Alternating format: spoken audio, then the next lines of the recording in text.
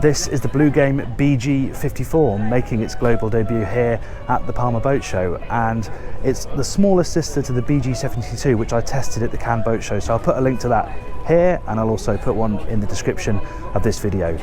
But it's a very similar concept. Prices for this boat starts from 1.57 million excluding VAT, very customizable. That's the Bluegame way. Anyway, let's have a full tour and see what it's like on board. So the concept is very similar to the BG72, and really the big thing about the design of this boat is this massive aft deck. You really are living at water level. It doesn't connect to the interior like it does on the 72, obviously it connects directly to the cockpit, but it means that your main socialising space is here in this massive, very spacious, totally flat deck. You have access to the passerelle here, that obviously folds back into this section. Now this area here is fixed, and then this is the hydraulic platform part. So this goes down into the water. This is where you mount the tender, so you can launch the tender from here, but it means you've always got a fixed platform that you can use that isn't in the water, hence why you've got this here, so you can step out from the platform up onto the aft deck. And then you're free to do whatever you want with this area. Obviously they've just got these little sun pads down here, but you could put chairs down here, bigger sun pads if you wanted. It really is very flexible, and what I think works particularly well on this model is that the galley is right here with the guests at the back of the boat. Really is in prime position. You've got this big sink, all with nice teak tops.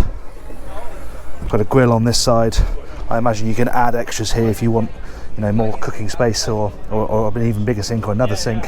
You know, that again, it's all very flexible with Bluegame. It's quite customizable. And then down here you just have a run of storage, fridges, ice makers.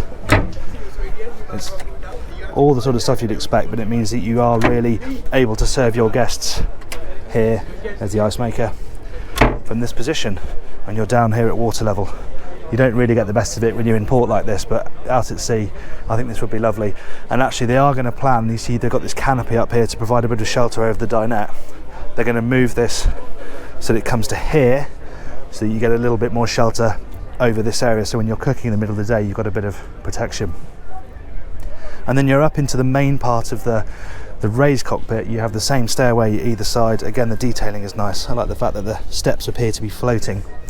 And then you're into the real heart of the raised living space, and this is very similar to the 72, where you have this huge socialising area, great big table. Obviously that opens up,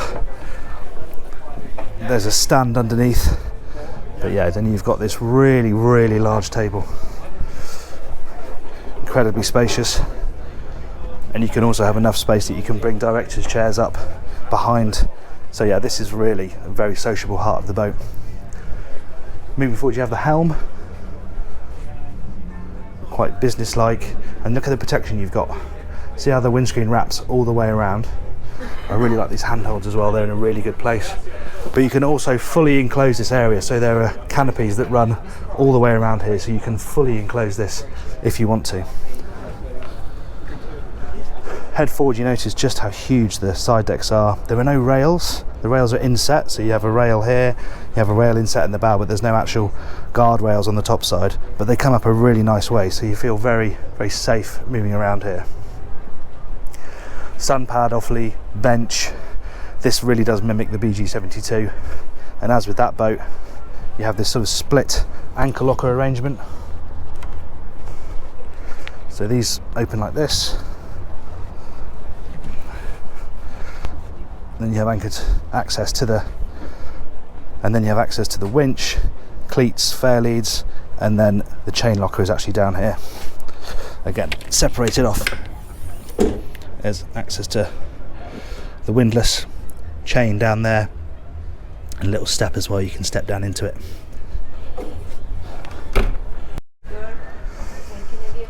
And as with the 72, you also have a sun deck, so there's no driving position up here, it's purely a pace to catch the sun, but you can get out here, get away from the shelter of the cockpit and really catch the rays if that's what you're into.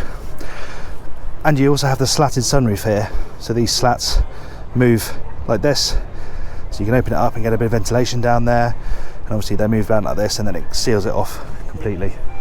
So quite a flexible, for what ostensibly looks like a very open boat with the sunroof and the covers, it's actually very flexible, whatever type of weather you're using it in. If we head downstairs, I think the accommodation's a real pleasant surprise on this boat. It's absolutely huge for a start. On this version, this is the VIP cabin. Really nicely finished. Loads of headroom in here. Got a hanging locker. Auto illumination, that's always quite nice. You got charging points and repeaters for the lighting down there. Reading lights at the head of the bed. A couple of large portholes. There's no hatch in the ceiling, so it's a little bit dark without the artificial lights on, but there's no problem with the space. Another wardrobe here. Then you have the day heads.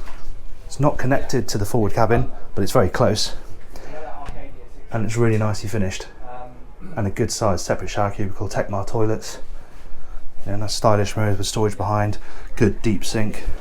And this is the bathroom that guests will use throughout the day. And then it actually has a really good galley.